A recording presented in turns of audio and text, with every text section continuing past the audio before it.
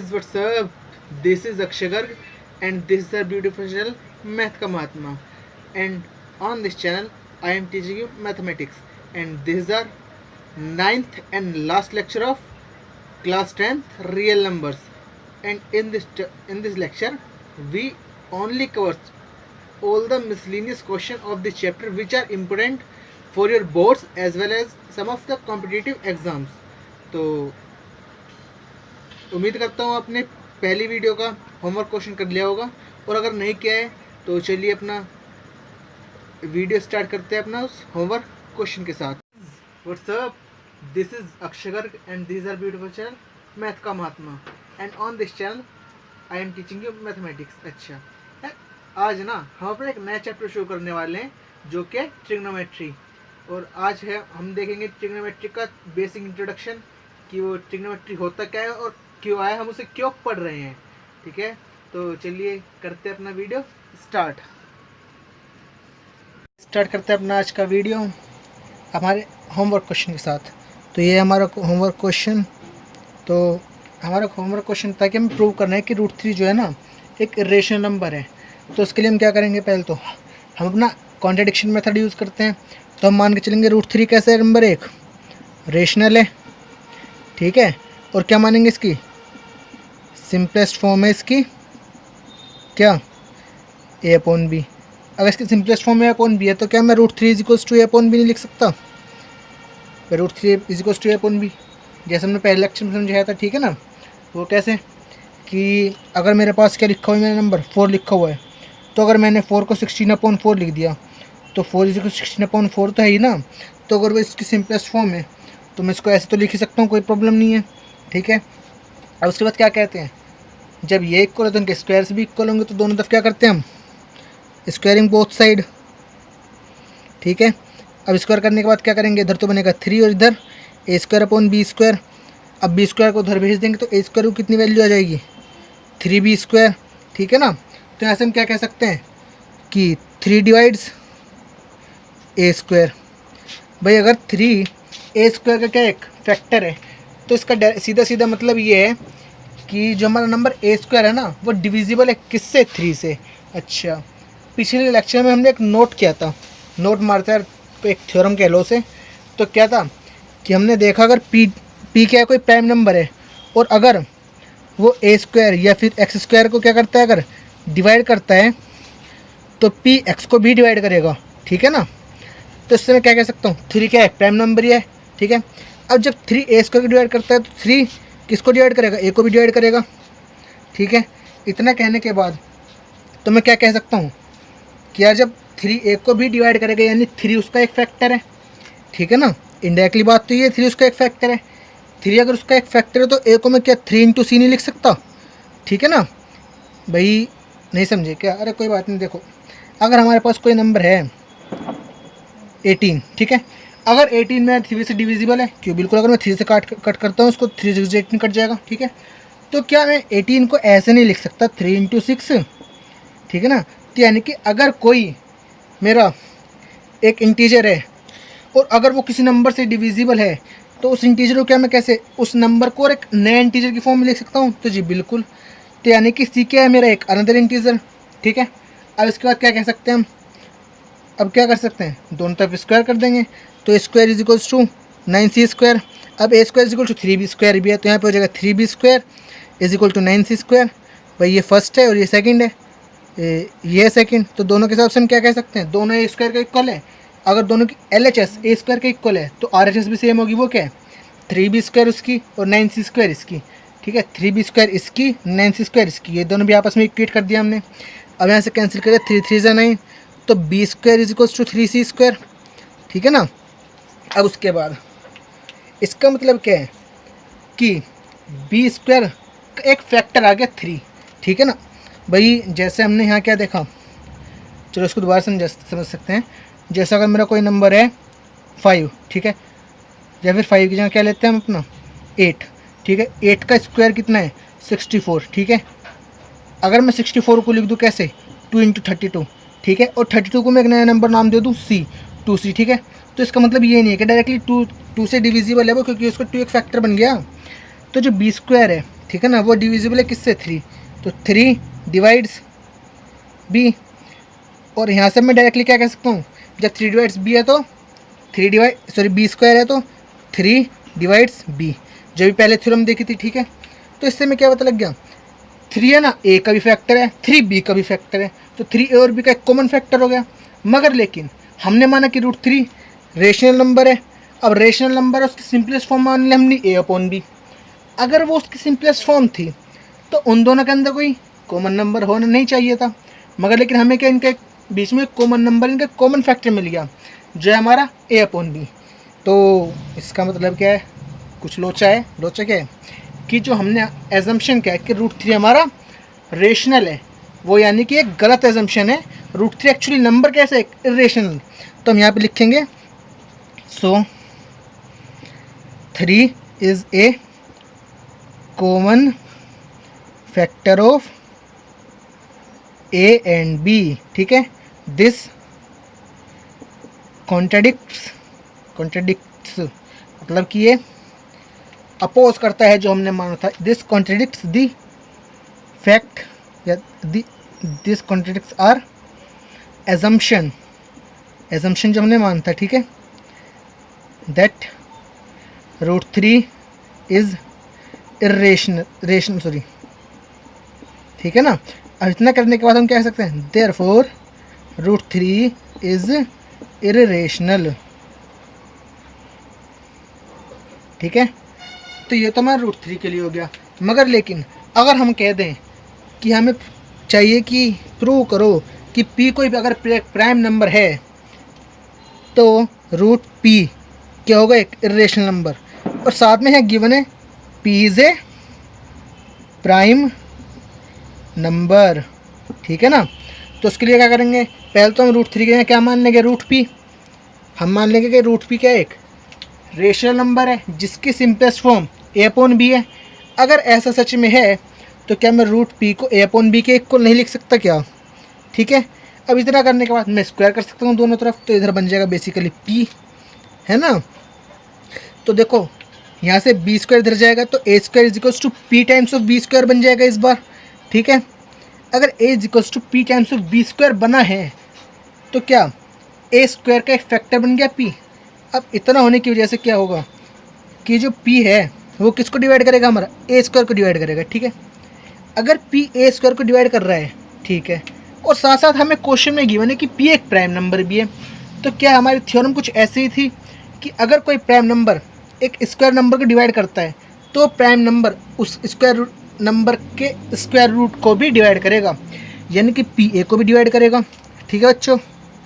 अब जब p a को भी डिवाइड करेगा, इसका मतलब क्या होगा कि जो हमारा नंबर a है उसको क्या मैं p की फॉर्म में लिख सकता हूँ, क्योंकि जब उसका एक कॉमन फैक्टर है, सॉरी हाँ, उसका जब एक कॉमन फैक्टर है, फिर उसका नॉट कॉमन फैक्टर नहीं, उसका एक फैक्टर है,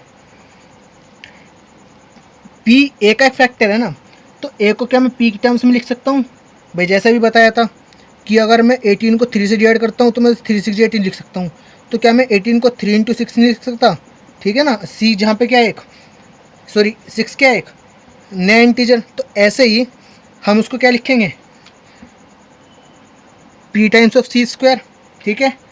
अब यहाँ से क्या कर सकते हैं हम, जब ये 1 और 2 है इनके LHS इक्वल है तो RHS भी इक्वल होनी चाहिए, तो सॉरी यहाँ p और यहाँ p², ठीक है। और यहाँ पे क्या होगा, p/b² इज p² c² होना चाहिए। अब एक p मार दो तो बच्चा क्या, b² इज pc²। यहाँ से मैं डायरेक्टली क्या इंटरप्रेट कर सकता हूँ कि p डिवाइड्स b²। अब p डिवाइड्स b² तो p क्या एक प्राइम नंबर है फिर से, तो p डिवाइड्स b ऑल्सो, ठीक है। अब यहाँ से क्या हो गया, एक p जो है, सॉरी b जो है, p जो है a और b दोनों का ही एक कॉमन फैक्टर है। अगर a/b √p के एक सिंपलेस्ट फॉर्म है तो इसका मतलब इनके बीच में कोई कॉमन फैक्टर नहीं होना चाहिए था, ये आपस में कोप्राइम होने चाहिए थे, जो कि नहीं हुआ क्योंकि इनके बीच में क्या p के इनका एक कॉमन फैक्टर हो गया, सो p is a common factor of a and p। तो मैं यहाँ से कह सकता हूँ क्या कि ये हमारे जो एजम्पशन था उसको रॉन्ग करता है साबित, ठीक है ना, रॉन्ग साबित करते, तो इससे मैं कह सकता हूँ रूट पी जो हमने रेशनल माना था वो एजम्पशन एक गलत था, और उसके साथ साथ कह सकता हूँ मैं क्या, रूट पी इज़ इरेशनल। तो चलिए ट्राई करते हैं अपने एक और नया क्वेश्चन।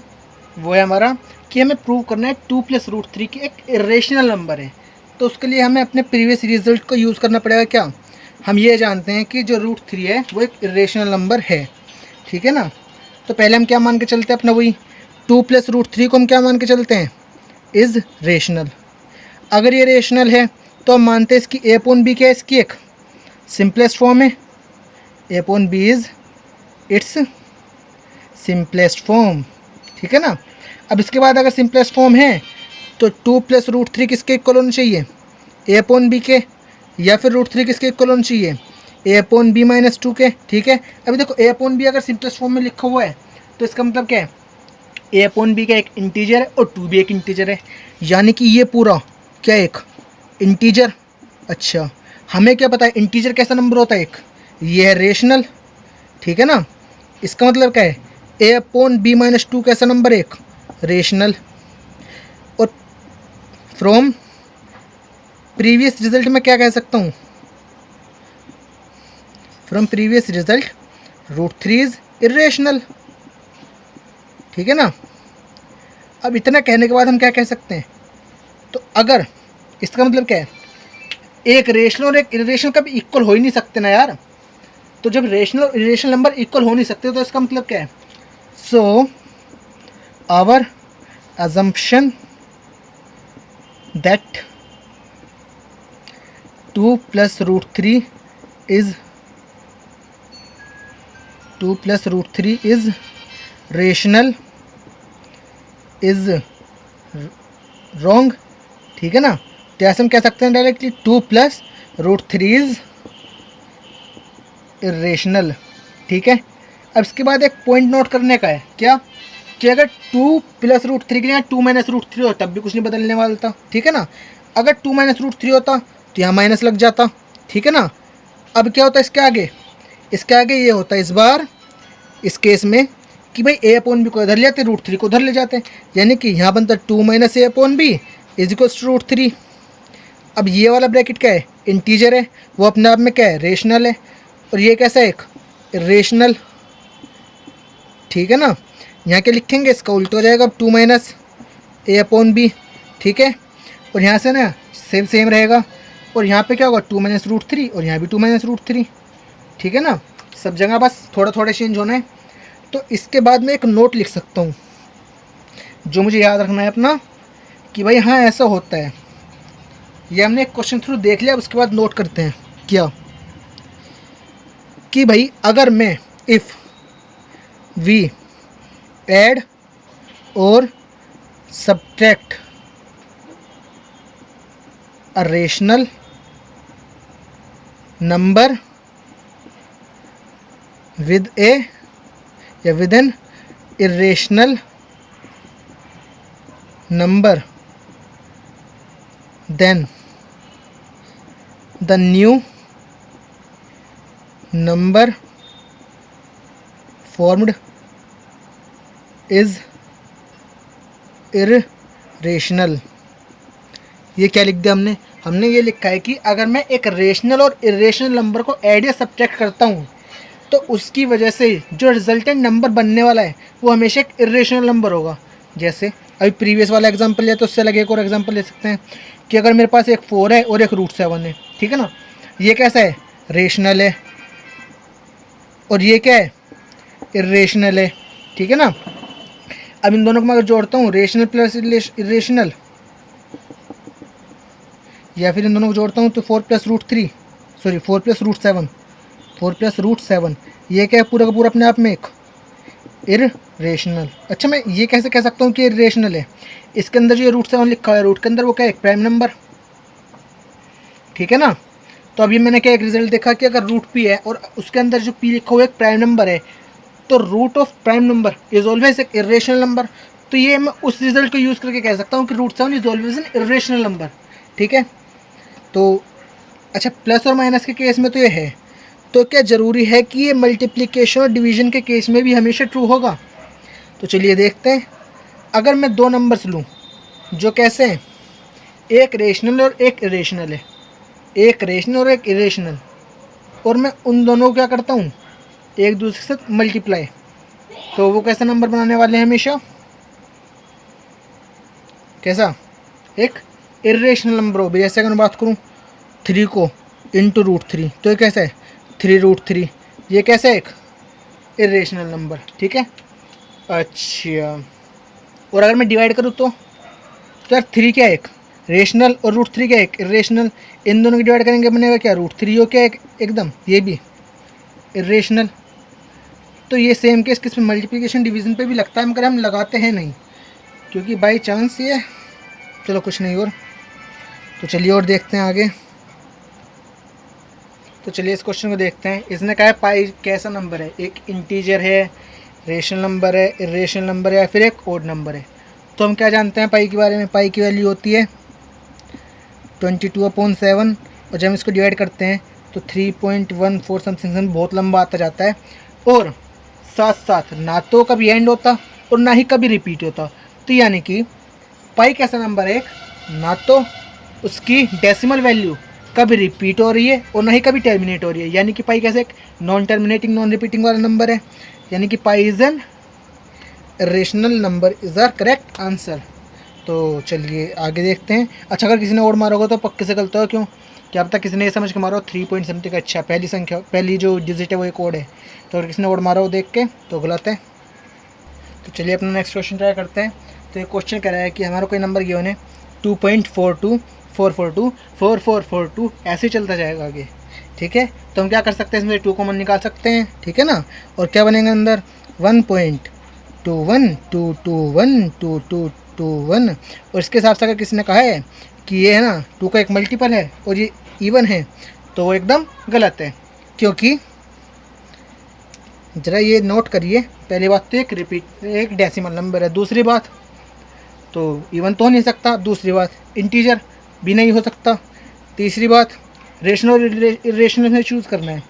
अब उस नंबर, जिस भी नंबर का ये डेसिमल फॉर्म लिखा हुआ है, ठीक है ना, ये देखो कि क्या वो टर्मिनेटर रिपीट है या फिर कैसा है 4244244442, कट तो कहीं रहा ही नहीं, इन्फिनिटी तक जा रहा है। दूसरा रिपीट हो रहा है कुछ, अरे कुछ भी रिपीट नहीं हो रहा है यार, यहाँ तो 42 है, आगे 442 है, आगे 4442 है, और आगे 44442, ठीक है ना, ऐसे ही बढ़ते जाएंगे 4 की जो नंबर ऑफ फोर्स होंगे, ठीक है ना।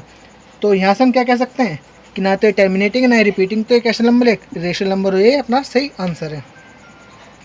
तो चलिए देखते हैं इस क्वेश्चन को कि हमारे पास एक नंबर है 14753 डिवाइडेड बाई 1250। हमें बताना है कि ये कितनी प्लेस के बाद टर्मिनेट होगा। ये हमें पता है कि टर्मिनेट होने वाला है, बस हमें ये बताना है कितनी प्लेसेस बाद होने वाला है, ठीक है ना। तो उसके लिए क्या करेंगे, हम क्या करें डिवाइड करके देखें। अरे नहीं यार, कौन करेगा इतना। तो सबसे पहले देखते हैं इसका सबसे बढ़िया मेथड क्या है, क्या कि 14753, हमें एक चीज़ पता है कि जो है ना टर्मिनेटिंग नंबर होते हैं वो 2 और 5 की पावर्स में लिखे हुए होते हैं, ठीक है ना। तो इसको हम लिख सकते हैं 125 मल्टीप्लाई बाई 10, और इसको मैं कैसे लिख सकता हूँ 14753 अपॉन, इसको मैं लिख सकता हूँ क्या 5 का क्यूब इंटू, इसको मैं लिख सकता हूँ 2 × 5, ठीक है। अब ये ऊपर ये बनने वाला है 14753 अपॉन 5 to the power 4 × 2। अभी देखो अगर हम टर्मिनेट ही करना है तो सबसे ईजिली हमें क्या, अगर हम 10 से डिवाइड करते हैं तो सबसे ईजिली पड़ता है, ठीक है। तो ऊपर नीचे अगर मैं 10 ही नीचे डिनोमिनेटर में अगर मैं 10 ही बना लूँ तो 10 की हाईएस्ट पावर जितनी होगी उतनी ही प्लेसेस बाद टर्मिनेट होगा। अच्छा, नीचे 5 की पावर 4 है तो मुझे 2 की पावर भी 4 ही बनानी पड़ेगी, मगर है कितनी अवेलेबल 1, तो मुझे करना क्या पड़ेगा, ऊपर नीचे 2 की पावर 3 से मल्टीप्लाई करना पड़ेगा। तो इसके बाद क्या होगा नंबर, यहाँ से देखते हैं, इधर ऊपर बनेगा 14753 इंटू 2 का क्यूब 8 अपॉन ये क्या 5 की पावर 4 इंटू 2 की power 4, 14753 into 8 upon 5 into 2 to the power 4। अब इसको जब हम लिखे तो 5 to 10 to the power 4 लिख सकते हैं, ठीक है। अब डिनोमिनेटर में जो 10 की हाईएस्ट पावर है उसी से ये नंबर डिविजिबल होगा, यानी कि 4 प्लेसेस के बाद डिविजिबल होने वाला है। हमने यहाँ डिविजिबिलिटी चेक करी इसकी, क्या ना कितने प्लेस बाद डिविजिबल होगा, मगर हमने एक्चुअली में इसको डिवाइड किया ही नहीं। तो ये अपना अगला क्वेश्चन कि हमें बताएं जो नंबर 1.732 है वो कैसा नंबर है। अगर किसी ने क्या सोच के क्या है कि भाई इसकी तो लास्ट डिजिट 2 है तो ये इवन होना चाहिए, तो ठीक है उसके हिसाब से अगर इवन सही है आंसर तो वो एकदम गलत है। क्यों? क्योंकि एक ऐसा नंबर है, एक डेसिमल नंबर, और डेसिमल नंबर कैसे हो जाएगा भाई इवन। दूसरा, अगर किसी ने ये सोच के किया है कि भाई स्टार्ट ये 1 से हो रहा है और इसका जो होल नंबर या फिर जो इसका इंटीग्रल पार्ट है वो 1 है, तो हिसाब से उसने क्या करा है, ओड मारा है, ठीक है ना। उसके हिसाब से अगर ओड सही है तो वो भी गलत है, ठीक है ना। अरे यार रीज़न ये वही है यहाँ पे भी, क्या कि भाई ये कैसा नंबर है, एक डेसिमल नंबर, तो डेसिमल नंबर कैसे ओड नंबर हो सकता है भाई। तीसरा, किसी ने मारा है अगर इरेशनल, कैसे किया अगर, हाँ 1.732 हमने किसकी वैल्यू पढ़ी है √3 की, तो यानी कि रेशनल होना चाहिए। अगर किसी ने ये मारा है तो वो भी गलत है। क्यों? क्योंकि अगर मैं एक्चुअल देखूँ तो √3 की वैल्यू अगर एक्चुअली 1.732 ही नहीं होती, इसके आगे और चलता जाता है इन्फिनिटी तक, मगर क्या उसने आगे से कुछ डॉट लगाया नहीं ना, तो यानी कि ये नंबर कैसा है, एक टर्मिनेटिंग नंबर है। टर्मिनेटिंग नंबर है तो कैसे एक रेशनल नंबर है, जो कि एकदम करेक्ट आंसर है। तो ये हमारा अगला क्वेश्चन है, और क्वेश्चन कहता है, मतलब क्वेश्चन है ना बहुत बढ़िया क्वेश्चन है, क्योंकि इसके अंदर कोई ज़्यादा नॉलेज नहीं लगनी, मगर इन क्वेश्चन बहुत बढ़िया है। क्वेश्चन कह रहा है कि हमें एक छोटे से छोटा नंबर ऐसा फाइंड करना है जो कि डिविजिबल हो किससे, हर एक नेचुरल नंबर से, कहाँ से कहाँ तक, 1 से लेकर 10 तक। तो वीडियो पॉज करके पहले आप ज़रूर ट्राई कीजिएगा इसको, और अगर नहीं किया तो चलो 1 2 3। तो अगर आपने इसको 10 या 15 मिनट सॉल्व नहीं किया तो बहुत ही गलत किया है। तो चलिए अब इसका सॉल्यूशन देखते हैं। सॉल्यूशन, नंबर्स कहाँ हैं, 1 है, 2 है, 3 है, 4 है, 5 है, 6 है, 7 है, 8 9 10। तो हमें एक ऐसा नंबर बताना है जो कि इन सभी से डिविजिबल हो। अब ये उन सब, अगर वो नंबर इन सभी से डिविजिबल है तो इसका मतलब क्या है, इसका मतलब ये है कि वो जो नंबर है ना उस नंबर के ये सभी फैक्टर्स होंगे, उस नंबर के फैक्टर्स ये सभी नंबर होंगे, इसका मतलब है। अच्छा, अब मुझे क्या निकालना है, फैक्टर्स।